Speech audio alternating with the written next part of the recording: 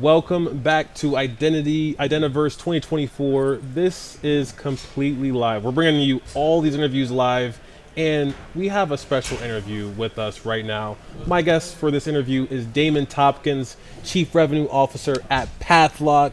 Damon, welcome to the show. Thank you so much. Great to be here. Great to have you. I'm always excited to speak to Chief Revenue Officers because they generate money. They generate revenue. You know, you wish that money can grow on trees. They grow on CROs. So tell me a little bit about, your roles and responsibilities at Pathlock. What does a CRO do at a cybersecurity vendor? Sure. So a CRO is focused really on that sort of initial spark of who's Pathlock and why is this relevant to me, all the way through the journey of I'm a Pathlock customer and I'm extremely happy and I've adopted the product and I feel a great degree of success.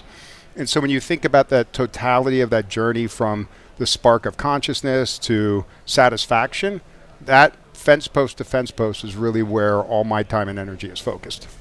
I would imagine that you all are focused on identity. We're out here at Identiverse. You bet. Tell me a little bit about your company, Pathlock. Sure. So Pathlock is focused on building solutions around helping organizations manage identity at the application layer and mitigating risk across your most sensitive applications that handle your favorite thing and my favorite thing, money. Yeah. So there's a distinct class of applications that organizations have, typically referred to as ERP applications, and that's where financially sensitive transactions take place.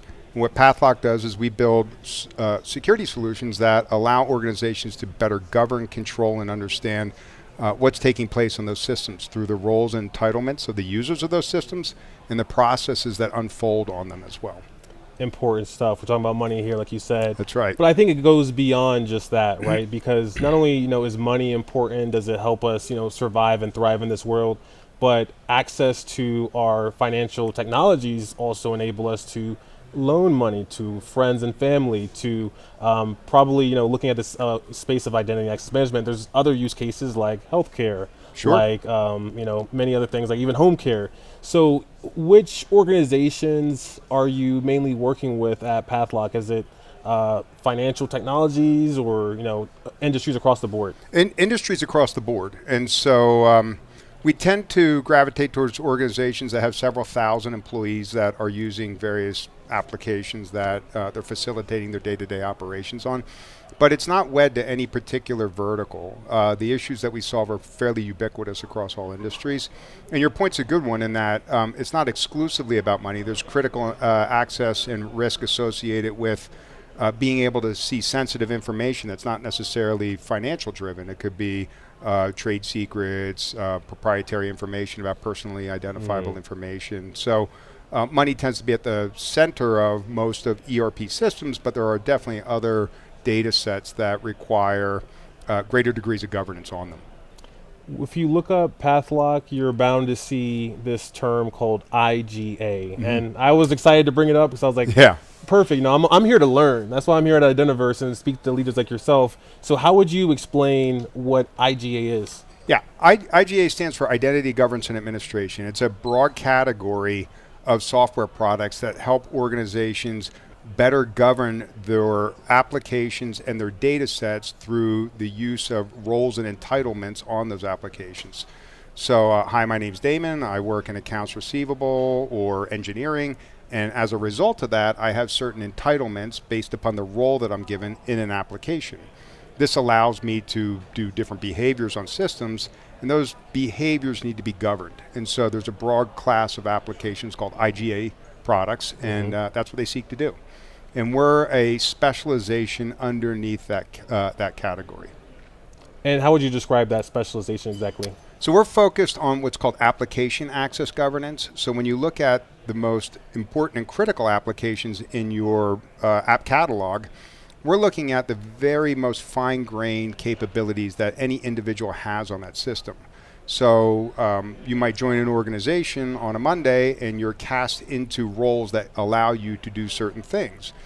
But you might need to look at those roles at a much finer level. So an example, I'll give you an analogy. Identity governance might be, are you allowed into the house? Can you open the front door? If you can open the front door, you're allowed to go in the kitchen. If you go into the kitchen, can you use the teapot? Can you turn the teapot up to the highest setting within it? So there's different levels of access and administration that you have to have. Think about that at an application layer. Do I have access to my SAP system? Do I have access to my Oracle EBS or JD Edwards system? If I do I have the ability to access accounts receivable or accounts payable? If I do, can I post to the general ledger? Can I add a vendor? Can I pay a vendor?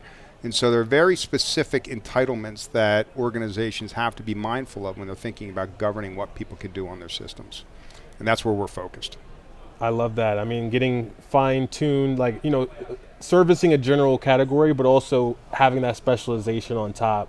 I would imagine that you all brought the specialization in because other solutions weren't servicing a need. You found a gap. That's right. So how would you describe, the current state of where we're at with IGA? Yep. Good, great question. So it's interesting. I get to participate in events like this that are focused on Office of the CIO and CISO. Sometimes I get to go to events that are app-specific, like SAP-specific events. And sometimes I go to events that are under the moniker of governance, risk, and compliance. And all three of these events, you'll have different groups of folks who are talking fundamentally about the same problem, but almost in completely different term sets. And so what I see in the world of the Office of the CIO and the CISO, an event like Identiverse, is lots of great innovation going on at the network layer. So do people have the ability to authenticate onto a system? Have you validated that? Have you done SSO or two-factor? But what you don't hear if you go around and visit with the vendors in the expo hall is any dialogue about whether or not people have certain rights and entitlements at the application layer. I read a stat on my way here that was that 87% of all financial transactions, business-to-business financial transactions, will pass through an SAP ERP system at some point. Represents some astronomical amount of money, like $47 trillion. And if you go around and you ask probably all the vendors on the floor what they do in terms of governing risk and identity for SAP, very few of them would have any answer for that. They wouldn't have any focus on that. It's almost a complete greenfield in terms of vendors in this landscape. And so we saw that as a huge market opportunity that there was very little innovation taking place on, and that's where we're squarely focused. Wow. I could see the possibilities, for your organization. I could see the impact that not having something like this could bring on. When you look at the use cases that CIOs, CISOs are most excited to tackle first, working with your company, what are those use cases? So the use cases that we see a lot is that in regulated industries, there are three distinct groups of folks that are stakeholders in what we're doing. So you have chief information officers and by extension chief information security officers who really bear the brunt of the responsibility to produce the systems and the analytics and the information to support the next important group, which are IT auditors as well as internal controls. And then there's the app owner themselves. Now on the IT controls and audit side, they typically report up to the office of the CFO. And a lot of this is driven out of compliancy for like SOX 404 regulations. So if you're a publicly traded company, somebody at your company has to sign the financials. And those financials state that you have controls in place to ensure that people are not committing waste, fraud, or abuse on your systems. In order to facilitate understanding those entitlements, you have to serve up those requirements to IT, to CIOs and CISOs. And so what happens for us is that we're seeing use cases where people want to understand things like separation of duty, critical access reviews, fine-grained entitlements. If this person can add a vendor and they can pay a vendor, they might need that entitlement, but should they have added a vendor on Saturday afternoon? And what if the vendor's in Brazil and we don't do business in Brazil? That seems odd. And so now you have to get down into very detailed transactional level risk. And so those are the kinds of use cases that we're seeing more and more organizations grappling with very little tooling or solutions in the area. That stuff is scary. When you think about the CISO and the CIO now, they're clutching their pearls. The SEC said, we're not playing these games. That's it. People go to jail now. They go to jail. They have serious lawyer fees that someone has to pay the bill on. So I would imagine that when organizations see your solutions, they think peace of mind. I can sign this thing and feel confident in my decision. Yeah, it's twofold. So we mitigate risk. We help organizations reduce authentic risk associated with their systems. And we also help people save time and money, because the way that they achieve these outcomes today is through manual processes. So you have a group of people within your organization called internal controls and IT audit, as well as the time of the folks in your IT team who are performing manual tasks to find this information, to figure out whether it's a false positive. And we reduce all of that. We automate it away. We save you time and money on your audit, reducing outside consulting fees for folks to come in and manually go through these processes. And so it's really it's a twofold message. It's risk mitigation and automation to save money and time. When you look at Identiverse, you think of the long lineage that it has had. Like, it's been around for quite some time, and that's impact, bringing people together, bringing ideas, and looking at the impact it's brought to you by the attendees and organizations like Pathlock. So looking into the future, what kind of impact are the founders and even you hoping to leave with Pathlock? Well, I think we want to leave a lasting legacy of understanding risk mitigation at all levels and being able to bring about change in terms of how organizations interact with sensitive data sets and mitigate risk for their customers, for their shareholders, and for their employees. And I think collectively, when you look at sort of all the different innovation that's taking place across the board, it's really exciting time in the world of identity security. I think almost a golden age, if you will. Yeah. It's funny, we've been talking about these issues for 20, 25 years. I've been involved in this, but there's more innovation and more enthusiasm about this topic today than there's ever been, and I suspect it's only going to continue to grow.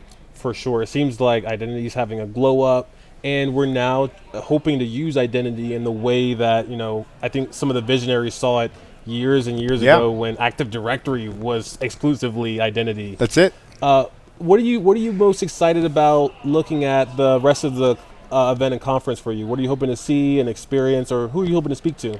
Well, having great conversations not only with potential customers and existing customers, but partnerships. So there's a lot of 1 + 1 = 3 in both the technology as well as in the service delivery area. So we're having great conversations with the systems integrator ecosystems and the value-added resellers who truly are adding value in terms of the service delivery. And then there's a lot of opportunity to combine forces with other products. There's a number of traditional IGA players, if you want to refer to it that way. Great companies doing really exciting, innovative things that we can connect to those systems and accentuate what they're doing.